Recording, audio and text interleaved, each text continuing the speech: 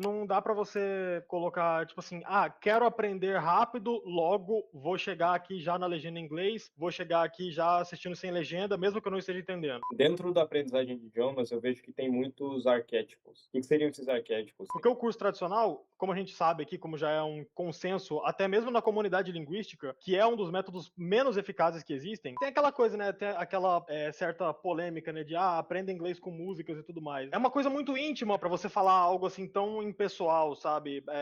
Funciona pra todo mundo. E aí, pessoal, sejam bem-vindos a mais um episódio aqui no Moonlab. Eu sou Eric Salheiro, estou com meu querido co-host aqui, André Reis, e estamos mais uma segunda-feira, 11 horas da manhã, fazendo ciência da linguagem e trazendo a experiência da vida real para vocês. Hoje o episódio é um pouquinho diferente, a gente vai estar respondendo as perguntas que vocês nos enviaram, tanto no Instagram, aqui no YouTube e também dentro da comunidade, para estar agregando aí para vocês na sua jornada de aprendizagem de idiomas. Beleza? Sem mais delongas, bora para as perguntas, André. Vamos começar com aquela lá que a gente sempre tá batendo nessa tecla. Vamos bater nela mais um pouco. Tem alguma técnica que ajuda a memorizar vocabulário sem ter que decorar 1000 vezes? Tem tantas formas de abordar isso, né? Tem um exercício que, dentro da nossa comunidade, QR Code aqui na tela, que eu passei para os alunos, que é basicamente gerar um texto com o chat GPT, e através desse texto dá para fazer 1 milhão de coisas. E assim, na verdade, não é nem um texto, é um material. Pode ser um vídeo, a transcrição de um vídeo, pode ser um audiolivro, pode ser uma anotação que você fez no caderno, um resumo de um filme, de uma série, um resumo de algo que aconteceu no seu dia, um material em texto, preferivelmente, ou em áudio também, para você estar trabalhando ali em cima dele. Aí você vai lá, pede auxílio para a inteligência artificial, porque assim, a grande realidade da vida, pessoal, é que a inteligência artificial reduziu os empregos de professores, assim, no mínimo na metade. Tem muita coisa mesmo que dá para você fazer, e aí você gera, a partir desse texto, algo que seja relacionado ao seu dia a dia, aos seus gostos, etc., que nem a gente sempre bate nessa tecla também. E aí você pede esse texto, esse que é o bizu da coisa, pega a visão. Texto em primeira pessoa, como se fosse você dizendo, usando linguajar de nativo, expressões, vocabulário, que se igual nativos usariam ali no idioma, e você lê esse texto em voz alta. E aí você vai estar podendo fazer uma prática excelente de aprendizagem de idiomas sem precisar fazer muito esforço, sem precisar ir a algum outro lugar e tal. Então você consegue estar fazendo esse tipo de prática apenas com a inteligência artificial. Tem aquela coisa, né? Tem aquela certa polêmica, né? De aprenda inglês com músicas e tudo mais. Mas a questão é basicamente como que isso afeta você. É uma coisa muito íntima pra você falar algo assim tão impessoal, sabe? Funciona pra todo mundo. Não é assim, né? Principalmente quando a gente fala de que tipo de música. Por exemplo, eu ouço uma banda de black barra death metal, progressivo, heavy metal norueguês. Eu adoro, adoro, adoro. Todo dia quase eu tô ouvindo música deles. E uma coisa que fez eu não esquecer certas palavras, que por mais que vai ser meio difícil eu usar elas no dia a dia, é que eu peguei, por exemplo, sei lá, o refrão da música, né, que é uma coisa que a gente sempre vai estar, pelo menos, cantando mentalmente. Eu aprendi a letra do refrão da música, e aí, quando eu tô ouvindo elas ali, eu tô cantando junto. A partir disso, todas aquelas palavras que estão ali no refrão foram adicionadas pro meu vocabulário inconscientemente, sabe? Eu conheço aquelas palavras ali por causa disso, por causa do meu envolvimento emocional com a banda, com aquela música, entendeu? Então dá pra você fazer isso com as coisas que você gosta, com as músicas que você constantemente ouve, e pegar esse, por exemplo, refrão, né, que é uma parte, não precisa pegar tipo a letra inteira da música, pega uma parte que você vai repetir mentalmente, que tem uma melodia junto que vai ser fácil de acompanhar, e aí você vai estar cantando aquilo ali junto, você vai estar entendendo o que significa, e quando você menos perceber, essas palavras vão estar incluídas no seu vocabulário. Essa é uma boa, e novamente com a inteligência artificial dá para expandir esse exercício, né? Você pega a música e pede um contexto, pega um outro texto a partir da música, em que situações as palavras que foram utilizadas na música poderiam ser usadas na vida real. Daí o chat vai te dar uma lista de frases, aí você começa a praticar a partir dessas frases. Tudo isso vai agregando muito para a jornada. Então, assim, percebam como é muito sobre usar a criatividade para estar gerando os exercícios, para estar gerando esse material, porque é através dessa criatividade que você vai conseguir personalizar a sua jornada de estudos. Uma outra coisa também que dá pra falar sobre isso daí é assim, bom, o norueguês é uma língua muito contextual, né, mais do que o inglês. Eu peguei certas lyrics, né, eu peguei certas letras de algumas músicas e peguei, tipo, por exemplo, o refrão e taquei ali no Google Tradutor, né. Ele me deu uns resultados, bacana, tal. Só que daí, tipo, eu fiquei pensando, cara, o que que isso aqui, qual que é o significado dessa letra? Mandei lá no chat GPT, perguntei, expliquei, é uma banda de Rogaland, então eles têm um dialeto específico, não sei o que lá, é uma banda de black metal, pra ter um pouco mais também do contexto, né. Falei, ó, a letra é o seguinte, que eles, tipo assim, qual que é o significado ali, sei lá, filosófico ali da letra, né? E ele me deu até o nome da música, ele me deu completamente diferente do que o Google Tradutor, porque o Google Tradutor tava traduzindo sem o contexto, enquanto o ChatGPT tava usando o contexto, tava usando literalmente, pô, a inteligência artificial para falar, por exemplo, o exemplo que eu tô dando é de uma música chamada chamada Leakvoke. O Google Tradutor, ele traduziu Leakvoke como equalize. O ChatGPT traduziu como funeral wake e me explicou que isso daí é um termo antigo, nórdico, sobre os ritos funerários dos nórdicos antigos e tudo mais. Então ele deu todo o contexto e a letra da música ficou completamente diferente que o Google Tradutor me forneceu e que o ChatGPT me ofereceu, entendeu? Então, tipo assim, não pega simplesmente, não confia só no Google Tradutor, entendeu? Pode ter muitas nuances aí no meio que você tá perdendo, né? Isso daí também pode criar um mau hábito, né? Você achar, por exemplo, até então eu tava achando que Leakvoke era equalize. Vai que eu uso isso num termo ali que não se encaixa quando eu estiver falando com algum norueguês, o cara vai falar, o que esse maluco aí tá falando?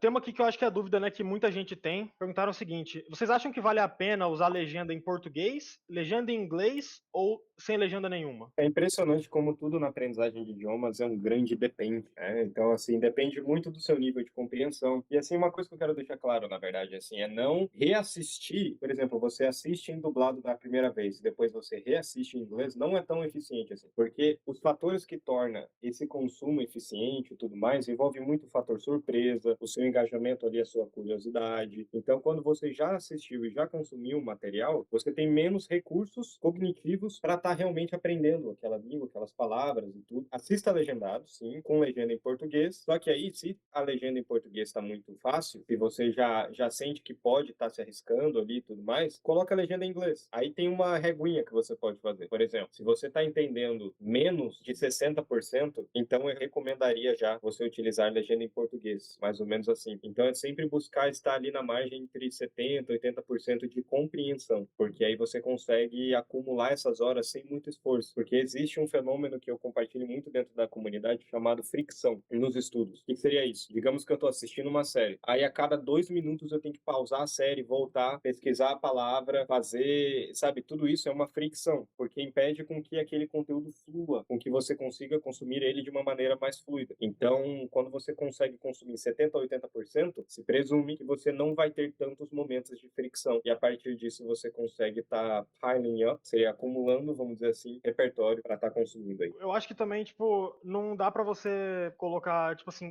quero aprender rápido, logo vou chegar aqui já na legenda em inglês, vou chegar aqui já assistindo sem legenda, mesmo que eu não esteja entendendo. Assim, isso vai ser bom pra uma coisa, mas não vai ser bom pra outra. Tipo, você não vai aprender mais rápido por causa disso. Tem que ter o mínimo compreensível para que você tenha, tipo, de fato uma absorção eficaz. É a mesma coisa que você, sei lá, chegar na academia e falar assim, cara, quero ficar bombado, vou chegar aqui, nunca treinei, vou chegar puxando 80 quilos aqui do nada. Não é assim que funciona. Você vai se arrebentar. Então, tipo, vai na calma e aprender idiomas, a gente vive falando isso, é uma coisa orgânica, não existe assim um atalho, uma receita de bolo, uma coisa que vai funcionar para todo mundo, né? Cada um encontra o que funciona para você, para si mesmo, né? Não tem problema assistir com a legenda em português, por exemplo. Você não precisa se sentir mal porque você está assistindo com a legenda em português. E mesma coisa vale para se você estiver assistindo com legenda em inglês, você não precisa se sentir mal porque tá assistindo sem legenda, porque você não está assistindo sem legenda, né? Então não precisa se culpar ou se cobrar por causa disso, né? Isso aí. Ó, tem uma aqui que eu tô curioso para falar sobre ela, que é o seguinte: faz sentido aprender a escrever em outro idioma antes de aprender a falar? Eu acho que sim, mas aí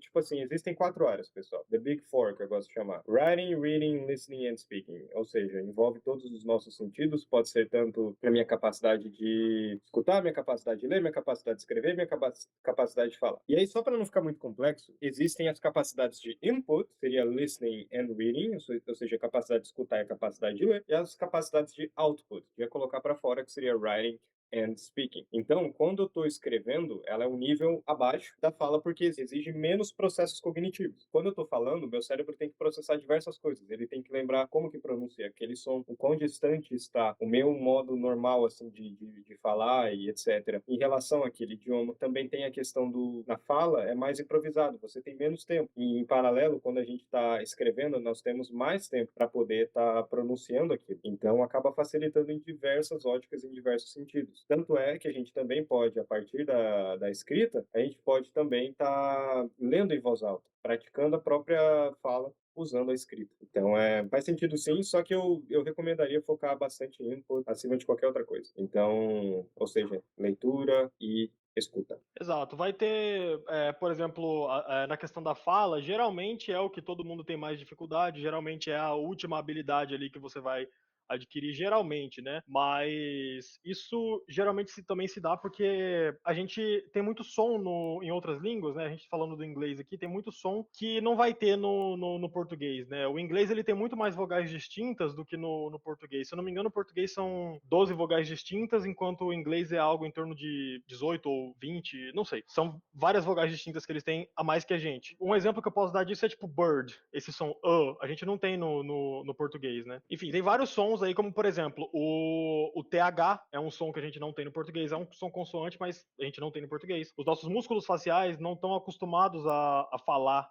a se flexibilizar para sair esse som perfeitamente, né? Vai ter muita gente que vai falar, por exemplo, thought, I thought, né? O passado de pensar, e vai falar I fought. E fought é eu É lutei. lutar, é lutar, é isso. Então, tipo, Exato. você vai acabar confundindo. Mas isso é natural, é coisa que a gente faz com prática. Porque, cara, a gente tá falando de músculos faciais se flexibilizarem para sair um som. Músculo a gente treina. Exatamente. Pô, um clássico aqui, né? Tenho muita vergonha de falar inglês na frente dos outros. Alguma dica para perder esse medo? Ler em voz alta. Falo toda vez isso, não aguento, não para. É isso, ler em voz alta. Ler em voz alta e imitar nativos. Imitar nativos é boa porque você acostuma os seus músculos faciais, você vai pegando o jeito de falar ali e tudo, e a partir disso você consegue também estar desenvolvendo. Outro fator importante é você explorar, né? Entrar em comunidades, em ambientes seguros. Então, dentro da nossa própria comunidade, a gente tem aulas de conversação, onde tem outras pessoas que têm vergonha também, mas em pouco a pouco a gente vai fazendo isso. Também tem a questão da exposição gradual, onde você consegue, por exemplo, pratica só 10 minutos de fala, depois você pratica 20 minutos, meia hora, busque assuntos também que são do seu interesse. Então, tudo isso vai acumulando e vai te dando essa confiança que você vai construindo. A confiança ali também é um repertório e acaba sendo relevante para todo mundo. Assim. É essencial que todo mundo tenha esse tipo de prática também.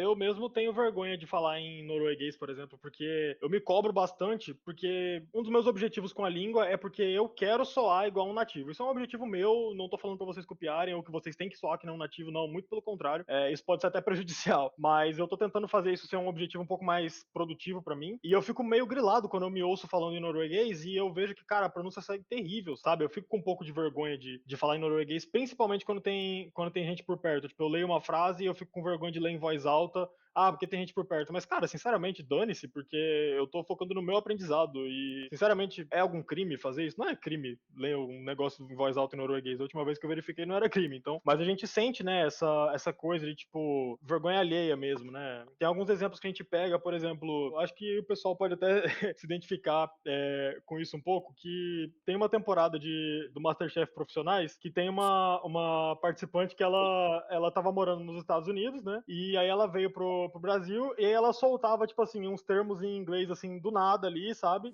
Could be.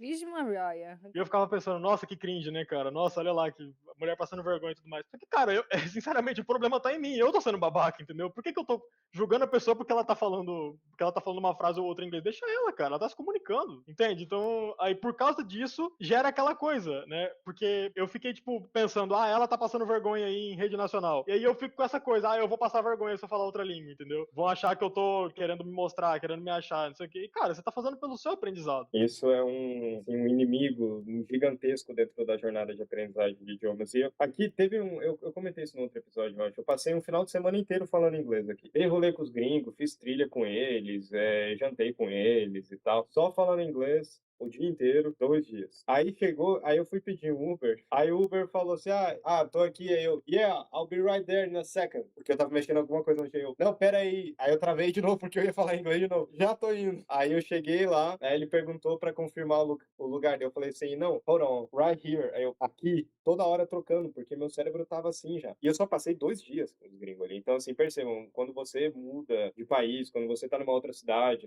em coisas do gênero, não tem como você não soltar, assim, algumas coisas em outros idiomas. É muito difícil mesmo. Isso Exato. acontece, assim, natural. Toda quinta lá na nossa comunidade a gente tem encontro de conversação. A gente passa uma hora, basicamente, ali trocando uma ideia em inglês, né? Quando acabou o encontro dessa semana, eu simplesmente saí do encontro e eu tava pensando em inglês, assim, de forma automática. Falaram comigo e eu respondi em inglês, entendeu? Então, tipo assim, uma hora, cara, uma hora já fez diferença, sabe? Então imagina Exato. 2 dias.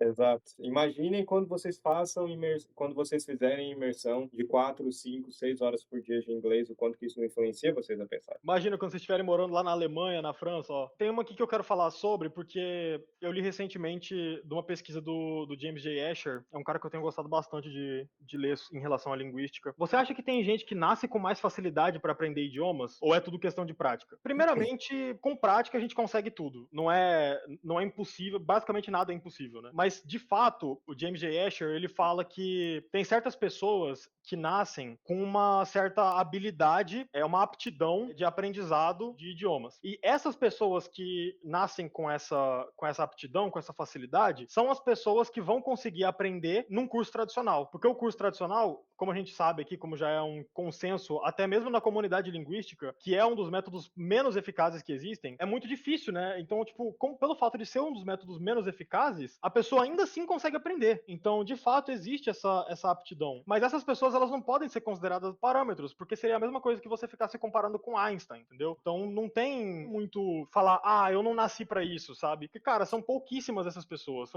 é raro mesmo. Eu considero que eu tenho uma certa aptidão pra idiomas, mas, assim, até certo ponto, sabe? Por exemplo, eu consigo ler, eu vejo um idioma, eu vejo uma frase que tá escrito em algum idioma, na minha cabeça já vem tipo assim, cara, isso aqui, sei lá, isso aqui ou é húngaro ou é estoniano, isso aqui tá parecendo uma língua urálica, sabe? Tipo, eu não sei explicar, mas vem no meu inconsciente, me traz alguma coisa pra mim e fala, cara, é isso ou isso, entendeu? Então eu tenho essa certa aptidão aí, mas assim, eu não conseguiria aprender com curso tradicional, de forma alguma. Então, não se compare, não se joga pra baixo por causa desse tipo de coisa. Tem gente que vai conseguir aprender com muito mais facilidade, da mesma forma que tem muita gente que consegue ver uma equação ali sinistra, que pra você é completamente alienígena, e essa pessoa simplesmente ela entende os números. E ela sabe o que tá acontecendo, ela consegue visualizar aquela equação e tudo que aquela equação ali tá dizendo sobre, basicamente, entendeu? Sobre tudo que ela se trata. E pra ela é super simples, e pra gente é uma coisa completamente alienígena. Então, é basicamente essa coisa. Não vale a pena você ficar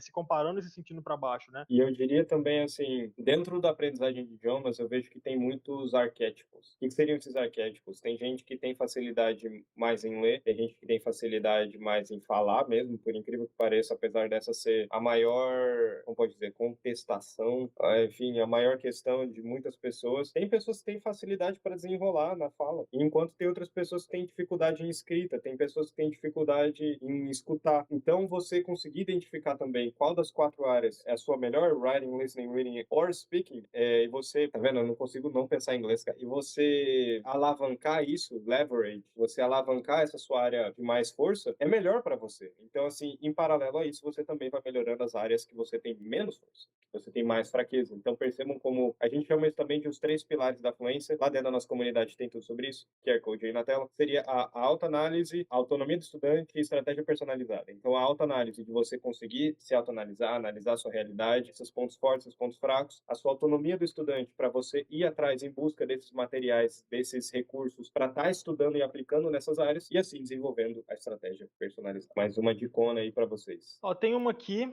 que eu acho que é muito fácil, né, da gente se identificar. Eu, pelo menos, passei constantemente, eu me pego pensando nisso em relação ao norueguês, né? Tô estudando faz um tempão, parece que eu não saio do lugar. Isso é normal ou eu tô fazendo alguma coisa errada? Olha, com o norueguês eu sinto muito isso. Eu sinto que, tipo assim, eu tô parado no A2 pra sempre, sabe? Eu nunca vou pro B1. Isso, eu não sei exatamente explicar o motivo disso, mas o Eric sabe. O cara passando a bola para mim sem...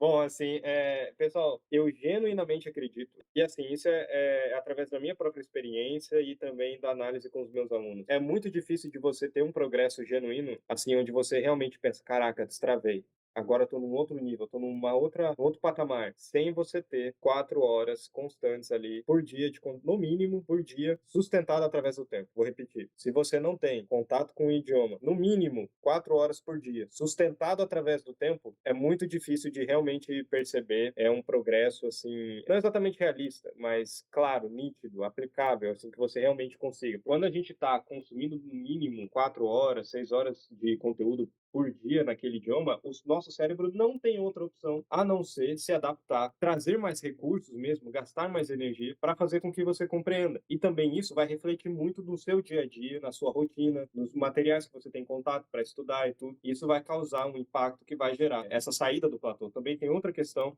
acabei de falar sobre isso, você precisa conseguir se autoanalisar. Então aqui é um processo meio que diagnóstico mesmo, assim. É o material que você está estudando, que você utilizou nas últimas semanas. Ele é interessante o suficiente? Ele te engajou emocionalmente o suficiente? Você tinha interesse genuíno? Você sentiu progresso? Em qual tipo de área você não está percebendo a evolução? É no speaking? É no writing? É no listening? É no reading? Quantas práticas de exercício intencionalizadas, somado ao input, somado ao conteúdo que você já está consumindo, quantas dessas práticas você fez naquele idioma? Então percebam como é muitas camadas, assim, dentro da nossa comunidade, a gente também tem lá um template do Notion que tem todas essas perguntas para você poder estar analisando e fazendo por si mesmo. Então, assim, percebam como envolve muitas áreas diferentes. É um diagnóstico que você precisa fazer. Por isso, aqueles 3 pilares. Você precisa ter essa capacidade de autoanálise, e lá dentro da nossa comunidade tem uma aula só sobre isso, mais de uma, na verdade.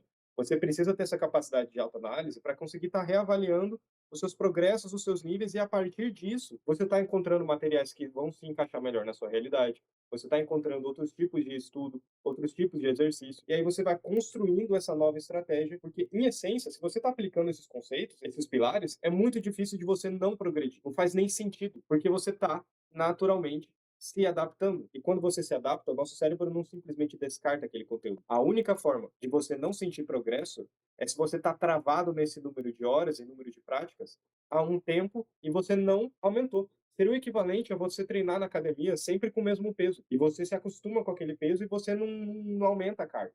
Você não aumenta o número de repetições. Você não aumenta os dias que você treina. Então a gente precisa ter muito essa capacidade de autoanálise para poder estar gerando toda essa análise e adaptando e criando para o seu contexto. Considerações finais? Tem uma aqui que é real que criança aprende idioma mais rápido ou isso é só um mito? Então a gente falou disso lá naquele Moonlab, né, que a gente comentou sobre o período crítico, dá uma olhada lá, ali vai tirar as suas dúvidas e um pouco mais de conhecimento além ainda. Isso, e só por alto, para não deixar a pessoa 100% sem nada, né? Sim, não tem nem o que fazer, isso por diversos motivos. O cérebro dela ainda está se adaptando, ela precisa da linguagem para sobreviver. É como se ela estivesse construindo um castelo e ela tem muito recurso para construir esse castelo. Então, ela pode construir esse castelo em inglês, em português, em espanhol. Você pode jogar 4, 5 línguas para a criança aprender, que ela vai aprender. É só colocar dentro do contexto ali, principalmente um contexto que ela goste, então, sei lá, desenhos e coisas do gênero, que não tem como ela não desenvolver ali o idioma, então sim, aprende mais rápido, mas novamente, não é porque ela aprende mais rápido que quer dizer que você, adulto, não consegue aprender, deixa de ser louco. Fechou, pessoal? No mais, é isso. Vejo vocês segunda-feira que vem, 11 horas da manhã, aqui fazendo Ciência da Linguagem, Comunidade Big Global, aqui no QR Code. Até mais. Bye, guys.